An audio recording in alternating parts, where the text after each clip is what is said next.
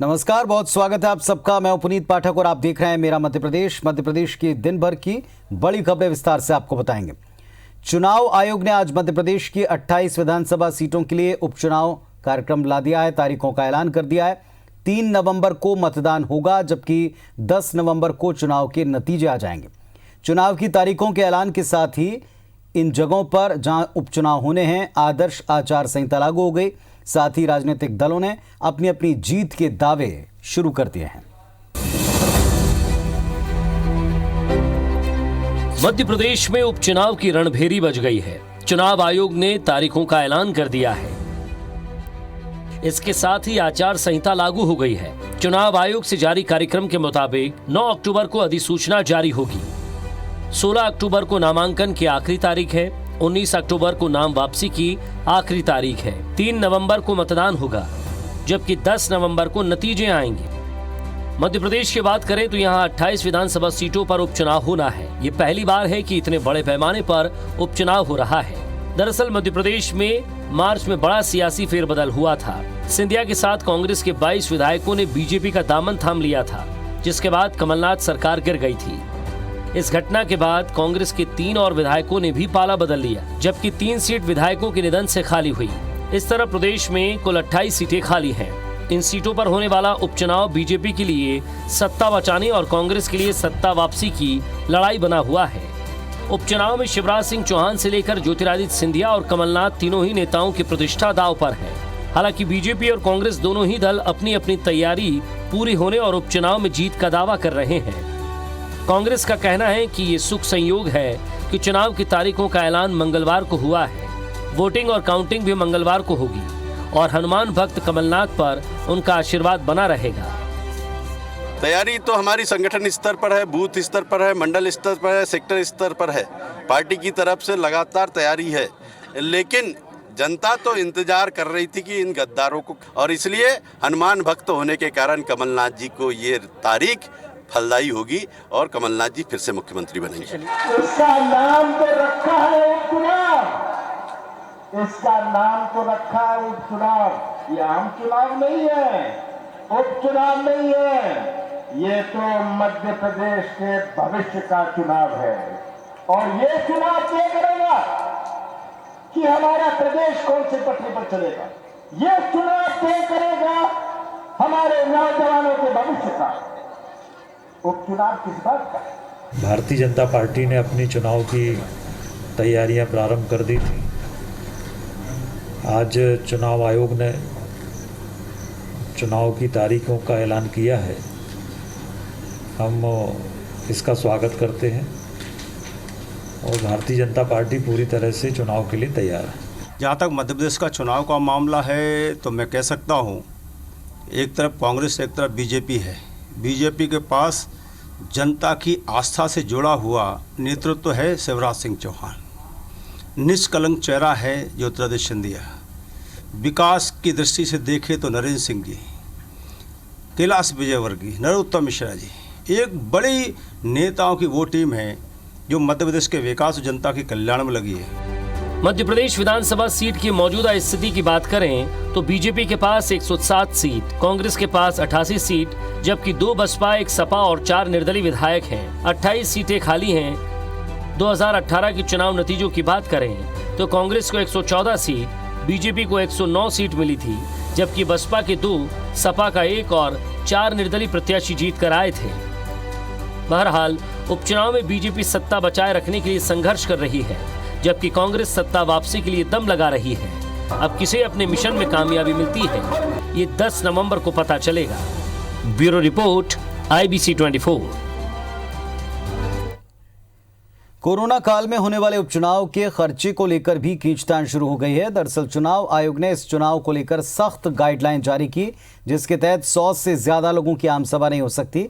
उम्मीदवार 2 से ज्यादा लोगों के साथ घर घर जाकर प्रचार नहीं कर सकते। अब तक चुनावी समर में उतरने वाले प्रत्याशियों को चुनावी प्रचार के खर्च के साथ चुनाव संचालन का खर्चा वहन करना होता था, लेकिन अब झंडे, बैनर और विज्ञापन के साथ मास्क और सैनिटाइजर का खर्चा भी उठाना होगा। चुनाव आयोग की गाइडलाइन के मुताबिक मास्क और सैनिटाइजर का इस्तेमाल करना बेहद जरूरी है। सियासी दल मास्क और सैनिटाइजर का खर्च चुनाव खर्च में नहीं जोड़ने की मांग कर रहे हैं।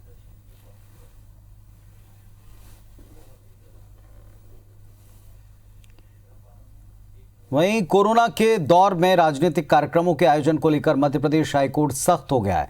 ग्वालियर बेंच ने ग्वालियर चंबल संभाग की 8 कलेक्टर्स को तलब किया। सभी कलेक्टर बुधवार को वीडियो कॉन्फ्रेंसिंग के जरिए हाईकोर्ट की डबल बेंच से जुड़ेंगे। इस दौरान इन कलेक्टर्स को कोरोना को लेकर अपनी कार्रवाई की रिपोर्ट कोर्ट में पेश करना होगी। दरअसल संक्रमण के दौर में राजनीतिक कार्यक्रमों पर रोक लगाने के लिए एक जनहित याचिका दायर की गई थी, जिसमें हाईकोर्ट की डबल बेंच ने 3 सीनियर एडवोकेट को न्याय मित्र बनाया था। न्याय मित्रों ने बीते सप्ताह अपनी रिपोर्ट कोर्ट में पेश कर दी, जिसमें उन्होंने बताया कि राजनीतिक कार्यक्रमों में कोरोना गाइडलाइन का पालन नहीं हो रहा। साथ ही गाइडलाइन के उल्लंघन के मामले में प्रशासन ने अब तक केवल आम लोगों पर ही केस दर्ज किए हैं और इसका कोई फायदा नहीं होने वाला। बड़े लोगों के खिलाफ अब तक कोई केस नहीं हुआ है। इसी रिपोर्ट पर सुनवाई के बाद कोर्ट ने ग्वालियर चंबल संभाग के सभी कलेक्टर से कोरोना पर हुई कार्रवाई को लेकर रिपोर्ट तलब की है।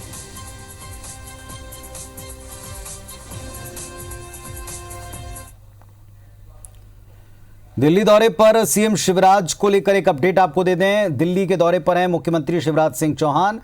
सीएम शिवराज राष्ट्रीय अध्यक्ष से आज मुलाकात करेंगे। राष्ट्रीय अध्यक्ष जेपी नड्डा से मुलाकात होगी। प्रदेश में उपचुनाव का ऐलान हो चुका है, तारीखें आ चुकी हैं और सीएम शिवराज केंद्रीय पदाधिकारियों से मुलाकात में संभवतः जो प्रत्याशी हैं उसके नाम पर चर्चा करेंगे और इसके बाद जल्द से जल्द पार्टी के अधिकृत प्रत्याशियों की सूची आ सकती है।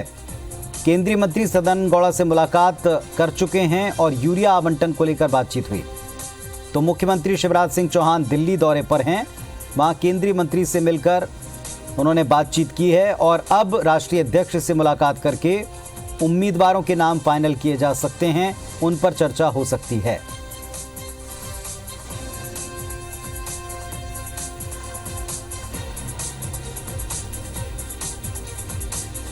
तो मुख्यमंत्री शिवराज सिंह चौहान दिल्ली गए हुए हैं और संभवतः वहां जाने के बाद में राष्ट्रीय अध्यक्ष से चर्चा करके नाम फाइनल हो सकते हैं। पहले से एक तय फार्मूला बताया जा रहा है कि जो कांग्रेस छोड़कर बीजेपी में आए हैं उन तमाम विधायकों को टिकट मिलेगा। उपचुनाव में वो पार्टी के अधिकृत प्रत्याशी होंगे, लेकिन ये ऐलान कब किया जाएगा, घोषणा कब की जाएगी, इसके पहले मुख्यमंत्री गए हैं दिल्ली। आला कमान से चर्चा करेंगे और वहां पर राष्ट्रीय अध्यक्ष से मुलाकात के बाद स्थितियों पर बात करने के बाद लौटकर वे क्या बताते हैं, इस पर सबकी नजरें हैं। राकेश चतुर्वेदी भोपाल से हमारे साथ लाइव जुड़ रहे हैं, सीधे उनका रुख कर सकते हैं हम। राकेश, दिल्ली गए मुख्यमंत्री, उम्मीद की जाए कि जल्द से जल्द वो नाम सामने आ पाएंगे जिनके बारे में पहले से बताया जा रहा है कि वो तय हैं, लेकिन वो कब तक सामने आएंगे ये अभी तक अटकलें लगती रहीं। अब तो चुनाव की तारीखें आ चुकी।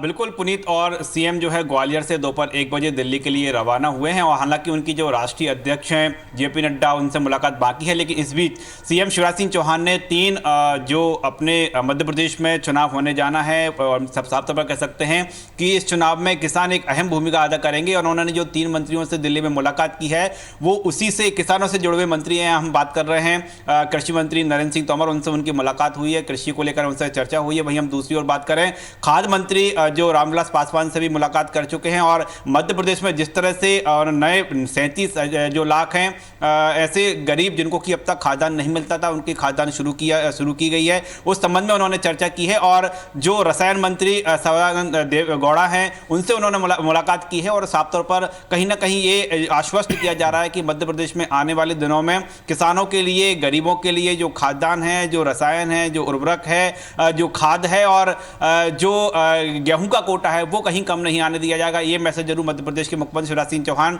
आज जिस दिन आचार संहिता लगी है प्रदेश को दे रहे हैं। लेकिन दूसरी ओर बात करें, जो सबसे अहम मध्य प्रदेश के लिए अहम इस बात को लेकर है कि बीजेपी की ओर से अब तक एक भी प्रत्याशी का ऐलान नहीं हुआ है और बीजेपी लगातार ये आश्वस्त करती आ रही है कि वही प्रत्याशी होंगे जो कांग्रेस का दामन छोड़कर बीजेपी में शामिल हुए हैं। हालांकि 3 नए ऐसी सीटें जहां पर कि विधायकों का निधन हुआ है, वहां पर भी बीजेपी बीजेपी को अपने 3 प्रत्याशी तय करना है। और ये संभवतः माना जा रहा है जब राष्ट्रीय अध्यक्ष से चर्चा होगी, मुलाकात होगी, तो जो मध्य प्रदेश की 28 सीटों पर बीजेपी के संभावित प्रत्याशी हैं, संभावित नाम जो अभी तक चलते आए हैं, उन पर फाइनल मोहर आज लग सकती है। और इस सीएम के जो उनसे मुलाकात के बाद, उनके वापस लौटने के बाद बीजेपी की सूची कभी भी जारी हो सकती है। इस तरह की अटकलें भी बीजेपी की ओर से और बीजेपी के नेताओं से कहा जा रहा है कि 1 से 2 दिन में ये सूची जारी हो जाएगी, क्योंकि मध्य प्रदेश में आचार संहिता लग चुकी है। तो जो सबसे अहम है, जो मुलाकात सीएम की होना है, बीजेपी के राष्ट्रीय अध्यक्ष से होना है, उन्हीं नामों को लेकर होना है, उसी चर्चा को लेकर होना है, जिसपे कि बीजेपी की सूची जो जारी होना है। पुनीत, चलिए, तो अब इंतजार है लौटने का, और उसके पहले क्या कोई जानकारी दिल्ली से आती है इस बात का कि कब ये नाम अधिकृत तौर पर सामने आ पाएंगे। शुक्रिया आपका इस पूरी जानकारी के लिए। पूर्व मुख्यमंत्री कमलनाथ ने आज सांची विधानसभा क्षेत्र के रायसेन में चुनावी सभा को संबोधित किया। उन्होंने कांग्रेस प्रत्याशी मदन लाल चौधरी को जिताने की अपील की। कमलनाथ के साथ पूर्व केंद्रीय मंत्री सुरेश पचौरी, पूर्व मंत्री पीसी शर्मा और सुखदेव पांसे मौजूद रहे। कमलनाथ ने सभा को संबोधित कर कहा कि ये उपचुनाव मध्य प्रदेश के भविष्य का चुनाव है।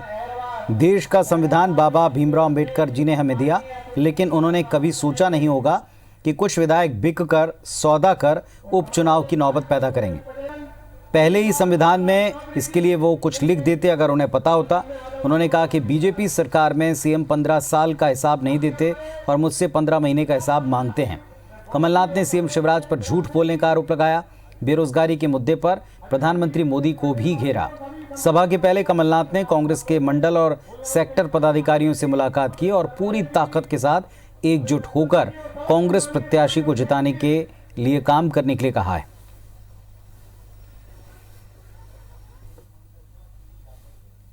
ये तो मैं संवैधानिक बात कर रहा हूं, ये तो हमारे संविधान है, नियम है। शिवराज जी और भारतीय जनता पार्टी समझ ले, ये कलाकारी नहीं चलने वाली। जनता ने ठान लिया है वो क्या करने वाले हैं। और मेरे भाइयों और बहनों और आदरणीय बुजुर्गों, आप जो यहाँ उपस्थित हैं, अगर आपने अपनी कमर थाम ली तो कोई नहीं रोक। उपचुनाव की आचार संहिता लगने से पहले मध्य प्रदेश में पिछड़ा वर्ग आयोग के गठन का रास्ता साफ हो गया। वहीं प्रदेश के पटवारियों को हाईटेक करने के लिए सरकार अब लैपटॉप देगी। भोपाल में शिवराज कैबिनेट की बैठक में ये फैसले हुए। कैबिनेट में पिछड़ा वर्ग आयोग के गठन का प्रस्ताव पास हो गया। आयोग में अध्यक्ष के साथ उपाध्यक्ष और 3 सदस्य होंगे। प्रदेश में 17,000 पटवारियों को लैपटॉप देने की योजना मंजूर हो गई। मुख्यमंत्री किसान सम्मान निधि के तौर पर प्रदेश सरकार की तरफ से 4-4 हज़ार रुपये हर साल देने का प्रस्ताव भी पास हो गया। कैबिनेट में स्वास्थ्य सेवाओं के अध्ययन का प्रस्ताव भी मंजूर हुआ। वहीं भिंड जिले के गोहद में 30 बिस्तरों वाले सामुदायिक स्वास्थ्य केंद्र को 100 बिस्तरों के अस्पताल बनाने का प्रस्ताव कैबिनेट ने इसे मंजूर किया है। परिवहन निगम के कर्मचारियों को 15 महीने से रुके वेतन को कैबिनेट ने मंजूर किया। पेयजल आवर्धन योजना के तहत मुरैना के आसपास नगरीय निकायों में चंबल नदी का पानी पहुंचाया जाएगा। जबलपुर में मध्य प्रदेश का धर्मशास्त्र राष्ट्रीय विश्वविद्यालय भवन बनाया जाएगा।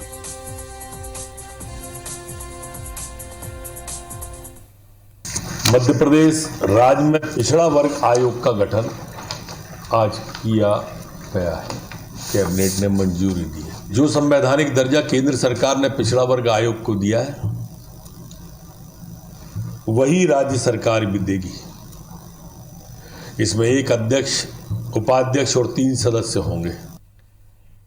एक बड़ी खबर देवास से अंतर्राज्यीय लूट का खुलासा हुआ। देवास पुलिस ने अंतर्राज्यीय लूट का खुलासा किया है। आरोपियों से 15 करोड़ रुपए से ज्यादा कीमत के मोबाइल जब्त किए गए।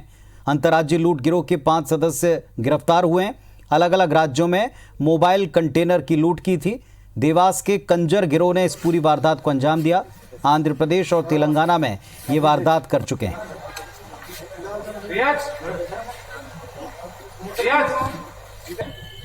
लगभग 15 करोड़ के टोटल बरामदगी हमारी हुई है। लगभग 10,000 से ज्यादा मोबाइल फोन्स जो आपके सामने रखे हुए हैं वो हमने बरामद किए हैं। इनवॉइस में लिखी गई है होलसेल प्राइस है, उसके अनुसार लगभग 15 करोड़ रुपए के मोबाइल फोन्स हैं जो डिफरेंट जगह से इन्होंने। लगभग 1 दर्जन आरोपी नामजद, जिनमें से 3-4 आरोपी अभी हमने अरेस्ट कर लिए हैं। पूरी पड़ताल की जा रही है और उनसे अन्य रिकवरी भी हमारी बाकी है। दोनों डकैती और लूटी के मामले में हम लोग पूरा इंडिया के क्रिमिनल गैंग्स को इंक्वायरी कर रहे थे। इंक्वायरी करने के बाद हमें पता चला कि देवास की खंजर गैंग ने इस मामले में इन्वॉल्व है। इधर जबलपुर से बड़ी खबर है। त्योहारी सीजन में रेल यात्रियों को कुछ राहत मिली है। रेलवे बोर्ड ने जबलपुर से 5 और ट्रेनें चलाने की मंजूरी दी है, जिसमें अमरकंटक एक्सप्रेस, चित्रकूट एक्सप्रेस को मंजूरी मिली है। सोमनाथ एक्सप्रेस, शक्तिपुंज एक्सप्रेस, इन्हें भी मंजूरी मिली है। गरीब रथ ट्रेन को भी मंजूरी मिल गई। स्पेशल ट्रेनों की तरह ये ट्रेनें चलेंगी। पश्चिम मध्य रेलवे जल्दी ही इन ट्रेनों का टाइम टेबल जारी करेगा। दर सिवनी में आरटीओ चेकपोस्ट बनाकर वाहनों से खुलेआम अवैध वसूली किए जाने का मामला सामने आया। लखनादौन से मंडला स्टेट हाईवे नंबर 40 का यह मामला है, जहां आरटीओ कर्मचारी वाहनों की चेकिंग के नाम पर जमकर अवैध उगाही कर रहे हैं। आरटीओ की इस गुंडागर्दी से वाहन चालक परेशान है। वाहन चालकों का आरोप है कि उनके पास वाहन और माल से संबंधित सारे दस्तावेज होने के बावजूद चेकिंग के नाम पर रिश्वत ली जा रही है। इसका विरोध करने और शिकायत करने पर आरटीओ कर्मचारी उनके वाहनों को बंद करा देने की धमकी देते हैं। आलम यह है कि घनसौर के बालपुर गांव में बनाई गई इस चेक पोस्ट पर मौजूद कर्मचारियों से वाहन चालकों में खौफ हो गया है। वहीं इस मामले में आरटीओ के आला अधिकारी भी कोई कार्रवाई नहीं कर रहे हैं, जबकि इस बात की उनको पूरी जानकारी है। कोई स्टेट है ना, कोई बाहर निकलने ना कोई रास्ते का, इतने से बड़े बड़े खड्डे हैं जी रोड पे जाके देखो। और 700-800 मन मर्जी का लूट मचा रखी है। आरटीओ वार्ड जगह जगह लगाई जा रहे हैं। जहाँ पहले तो थे चलो जो भी थे, अभी घनसौर में पंगा डाल दिया इन्होंने नया। ना कोई स्टेट चेंज हो रही, ना कुछ, ऐसे बीच में बिठा दिए। और इनका 700-800 से कम एंट्री नहीं है। अगर कोई आता है तो उसका 5,000-7,000 का चालान कर देते हैं। कोई पूछगिछ नहीं है जी, लूट गुजारी मची हुई है। अभी रायगढ़ से सर अपने सोनीपत हरियाणा जा रहा हूँ। ये ट्रांसफार्मर है सर। तो बॉर्डर जो अपना एमपी में एंट्री करते हैं ना, उस उधर तो दिया 10,500 रुपये। 2 बजे छोड़ा, कुछ नहीं एंट्री दो, नहीं तो गाड़ी खड़ा रखो। उमरिया के बांधवगढ़ टाइगर रिजर्व में एक बाघ के हमले से महिला की मौत हो गई। जानकारी के मुताबिक पठारी गांव के रहने वाली महिला मालती बैगा आंवला बीने जंगल गई थी। लंबे समय तक वो घर नहीं पहुंची तो परिजनों ने आसपास और जंगल में तलाश की, कुछ पता नहीं चला। मंगलवार सुबह पार्क के चौकीदार की गश्त के दौरान महिला का क्षत विक्षत शव पड़ा मिला। इसके बाद ये अंदेशा लगा कि बाघ के हमले में महिला की मौत हुई होगी। शव के पास में बाघ के पंजे के निशान थे, साथ ही महिला को घसीटने के निशान भी मिले। जानकारी के बाद पार्क के आला अधिकारी पहुंचे, उन्हें इसकी जांच उन्होंने शुरू कर दी है। साल भर के भीतर बाघ के हमले से ये तीसरे व्यक्ति की मौत हुई। रात में जानकारी हो गई क्या सवेरे देखें।